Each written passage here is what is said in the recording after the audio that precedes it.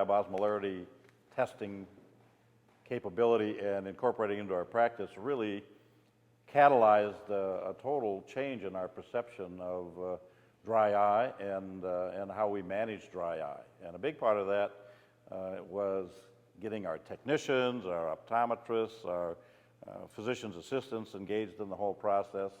And we basically changed the whole way we manage dry eye, and the catalyst was the Tearlab device.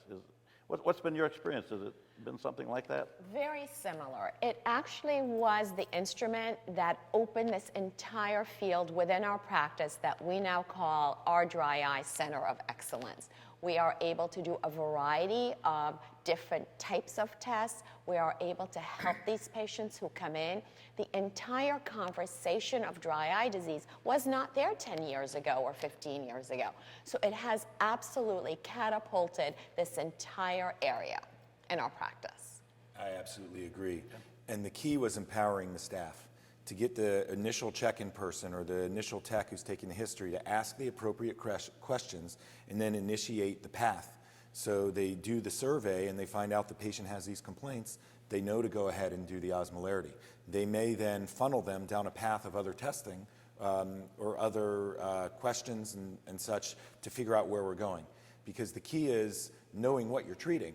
You can't just say, okay, this patient has mild symptoms, let's just throw tears. This patient has moderate symptoms, let's add Restasis, let's add plugs. You want to really know what's going on. You want to make the diagnosis. You want to be able to identify what the actual problems are. So now you might spend more time looking at the staining or looking at the breakup or doing a Schirmer or whatever test you're going to do. But the osmolarity triggers you right off the bat to know there's some sort of tear film surface problem. Yeah, and I would say, we do use this term dry eye center of excellence, which is perfectly appropriate. But what I found, and it all sort of was triggered by the Tearlab device when we got that, I don't know, 5 or 6 years ago, is that I actually prefer the term ocular surface disorders center of excellence, because this machine is as great as it's been at diagnosing dry eye and gauging severity and all of that, it's also helped me equally diagnose other ocular surface disorders when it's not dry eye in a symptomatic patient in whom we get this test. And again, if multiple tests, but if they're all normal, 290 in each eye, but this patient's very symptomatic, it could be an itch, it could be foreign body sensation, it could be any of the overlapping symptoms that are common to all of the ocular surface disorders. And then I go, wow, it's probably not dry eye in this case. What is it? And I take a good close look at the ocular surface, and I find mapped out fingerprint under the upper lid that sometimes is missed. Certainly my fellows and residents miss that all the time. Or conjunctival chalasis, or allergy, or a whole host of things, eyelid lagophthalmos, nocturnal lagophthalmos, all of these things, and I can hone in on that diagnosis, and again, equally help my patients by treating that, as opposed to just dry eyes. And now a lot of times also it's comorbid. So you have dry eye, but you also have these other things as well. And so I think that, but the Tearlab has sort of driven all of that, expanded ocular surface awareness, which I think is tremendous. Including patients who wear contact lenses, Yeah. actually. Oh, yeah. That's been a huge category. area in our practice, because so many patients would come to us complaining about the contact lenses were bothering them, and they wanted to change a brand or change the way they were wearing them. It actually was through Tearlab's tear osmolarity testing that we realized what the problem was, and then once we rehabilitated their surface, they were much more comfortable in their contact lenses. That's helped our optometrists tremendously. And it can force you to look for other things, as you mentioned. How many times have we flipped the lids in these patients and found a surprise, how easily it everted, and you find out, okay, they have floppy lids, and you start asking them, and they say, yeah, I'm a heavy snorer, I've never been diagnosed with sleep apnea, and you can send them off for to their primary care doctor for a sleep study, and you realize that may be an underlying problem. Or you see, all the giant papillae under their lid, and maybe they're having allergic problems that you wouldn't have detected. It just makes you look for things when you can't explain the answer.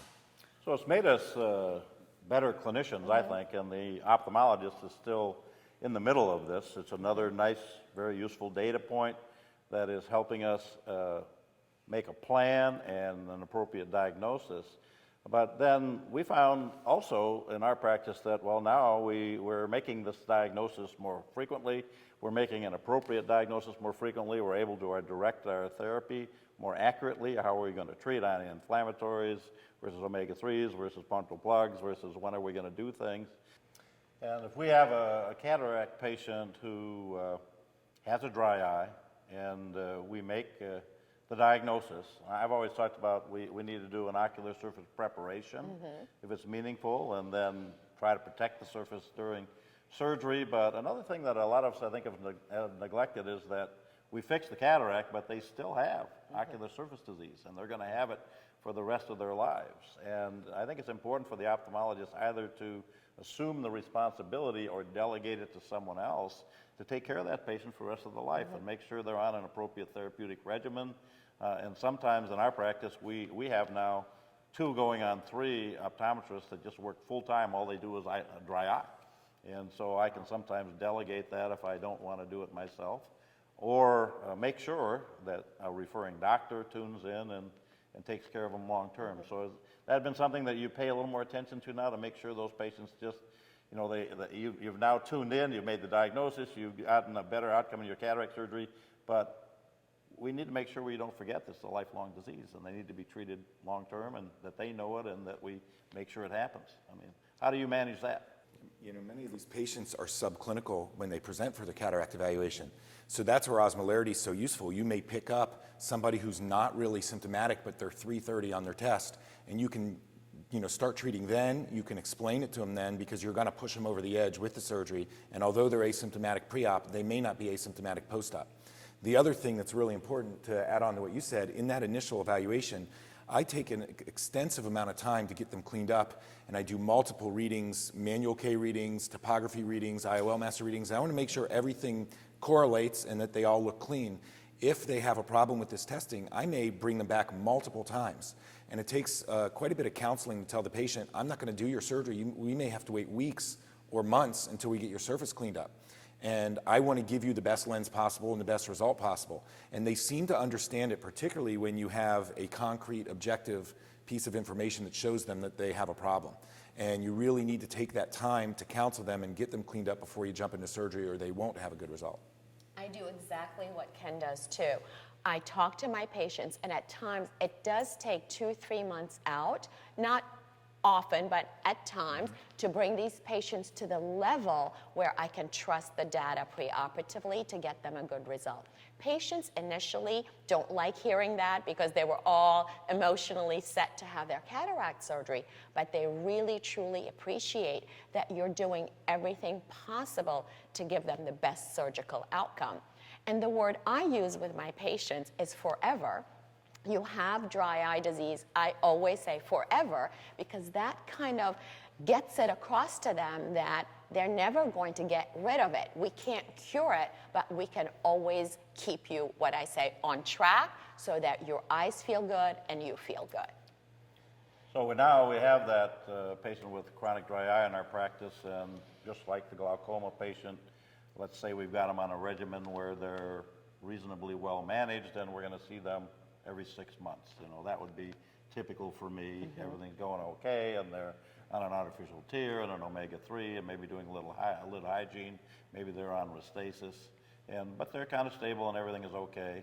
But still, I'm bringing them back every 6 months. They may decompensate in Minnesota in the winter, like they do in New York.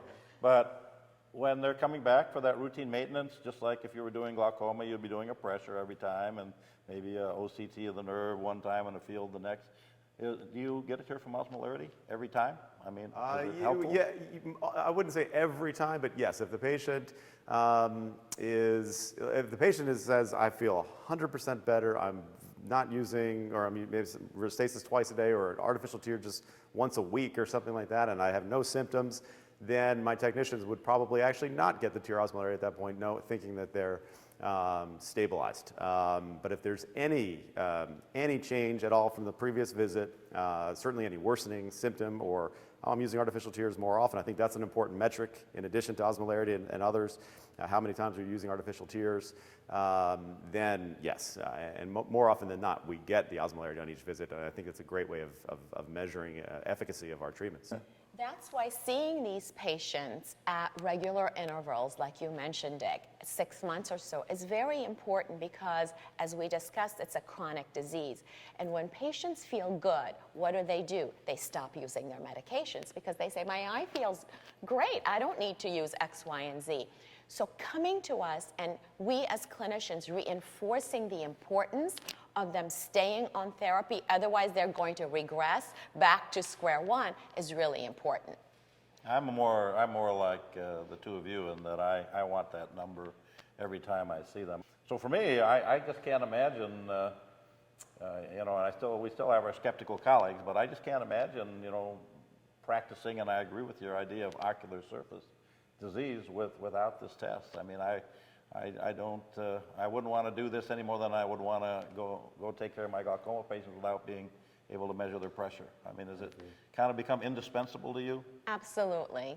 And we use it all the time. It's an integral part of a patient workup, and we're delighted that we have these tools available to help our patients with their ocular surface disease. On those rare occasions early on when we first adopted it, where we would run out of cards on a given day, I felt like I was working one-handed without it. I'm so used to having that number that when it's missing, I really notice it. Unfortunately, we don't run out of cards anymore. Yeah, I mean, I would use the word devastated, quite frankly, and I'm not trying to be dramatic here. It's actually legitimate. If that machine was taken out of my office, because I mean, dry eye is probably by far the number one thing that I see, or your patients with these ocular surface issues. And, you know, it's such a necessity for me at this point that I would feel very much lost and hurt if I didn't have that machine. So what are your residents and fellows doing if you talk to some of them when they join a group that doesn't have it? Are they they push for messianic on it? Are they? Yes, absolutely. And there's really no good reason to not have. I mean, it's so useful clinically. Well, I find that to be very valuable discussion. As always, I learn a lot when I get to sit down with my experienced colleagues, and I really enjoyed the discussion, and I hope that you did as well.